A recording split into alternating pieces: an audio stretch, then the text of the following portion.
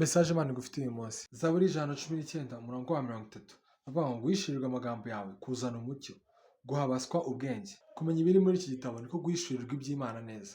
Ntabwo ukwiriye gusoma Bibiliya gusa kubera ko wagiye kuyisomerwa mu rusengero cyangwa se wagiye mu materaniro bagasoma ijambo ry'Imana gutyo ngo ukavuga ko usomye Bibiliya. Oya, ukwiriye gufata akanya kawe byihariye nawe ukagerageza ugasoma ijambo ry'Imana privately cyangwa se uri wenyine atari ngombwa ngo ube uri mu iteraniro.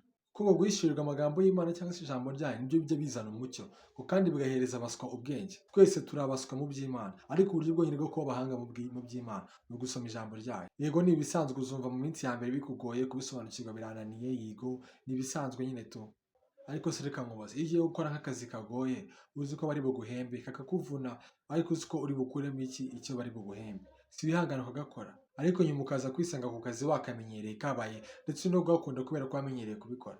Ijambo ry'Imana uko nguko iyo uyitangira birakugora kubera ko nyine uba utabimenyereye, ariko uko ugenda urushaho gusenga, gusoma ijambo ry'Imana, unasenga usaba Imana imbaraga zo guhishurirwa ijambo ryayo, bizagenda birushaho kugenda bikorohera. Ndakwizeza yuko bizarangira nawe usoma ijambo ry'Imana nk'abandi bose, uko n'abandi barisoma rikabashimisha, nabo batangiye nkawe kandi nabo ni abantu nkawe. Bivuze ngo nawe birashoboka ko washobora gusoma ijambo ry'Imana ritaguteye ubunebwe kandi rikuryoheye.